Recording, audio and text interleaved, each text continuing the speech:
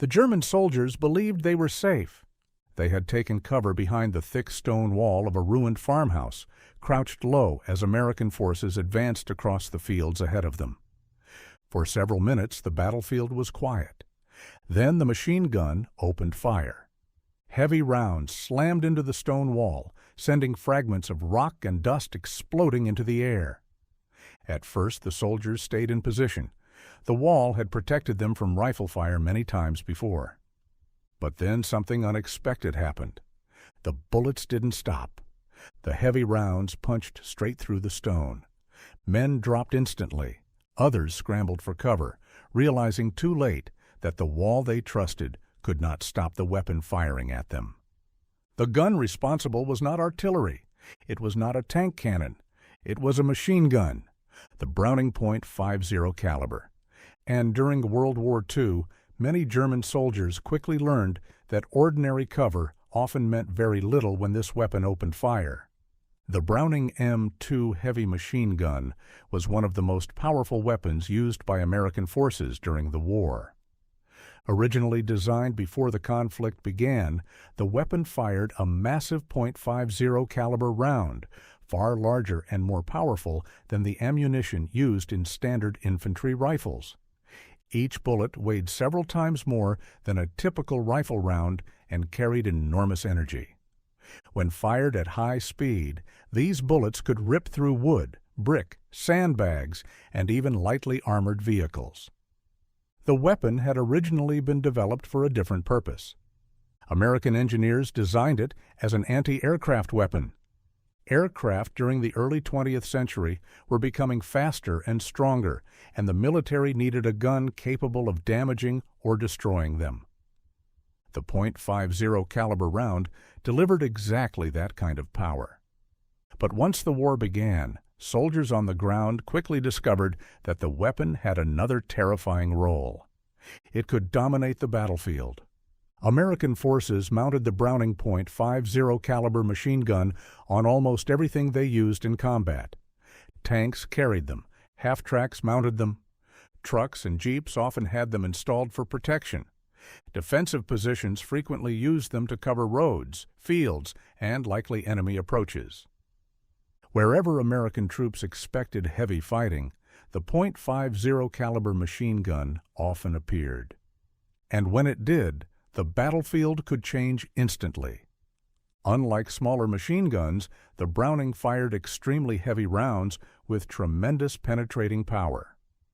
When these bullets struck walls or defensive positions, they often continued straight through. Soldiers hiding behind wooden buildings or sandbag barricades sometimes discovered that their cover offered little protection. German troops quickly learned to respect the weapon's power. During battles in North Africa, Italy, and later across Western Europe, reports began spreading among German units about the American heavy machine gun. Infantry who had faced the weapon described its deep, thunderous firing sound. They also described what happened when its bullets struck nearby objects. Wood splintered apart, bricks shattered, vehicles were torn open. Even when the weapon did not hit a soldier directly, its fire could force entire units to stop advancing. In many engagements, the Browning machine gun became one of the most effective defensive weapons available to American forces. American troops often positioned the gun carefully so it could cover large sections of the battlefield. A single .50 caliber machine gun placed on a hill, rooftop, or armored vehicle could control a wide area. If enemy soldiers attempted to cross open ground, the weapon could unleash devastating fire. The gun's long range meant it could strike targets hundreds of meters away. And because the heavy rounds retained their power at long distances, even distant targets were at risk. For soldiers caught in the open, the weapon could be deadly. But the Browning M2's effectiveness was not only about power, it was also about reliability. The weapon proved incredibly durable during the war.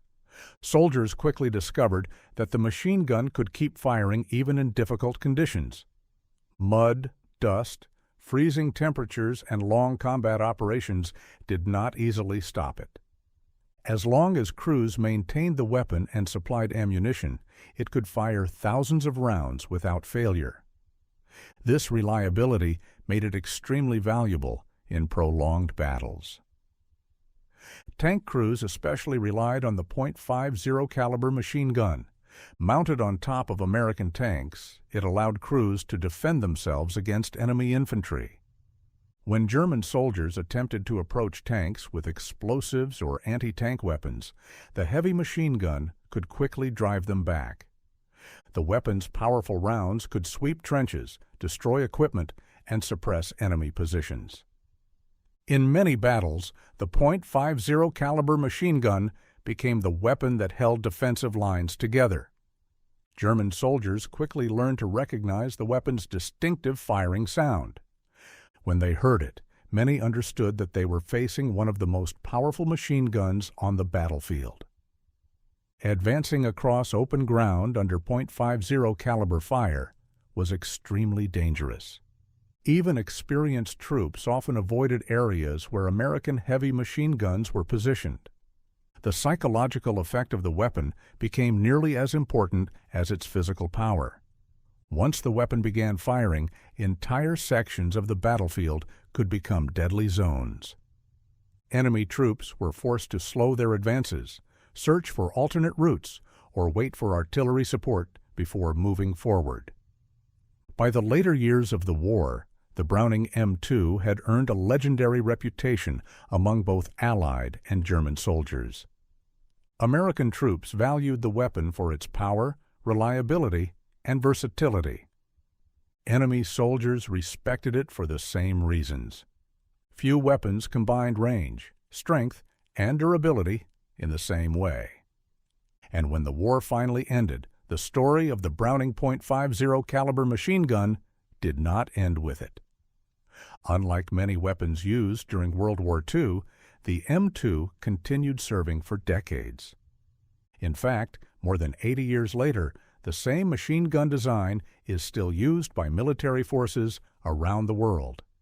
Few weapons in history have remained effective for so long. The Browning .50 caliber machine gun began as an anti-aircraft weapon.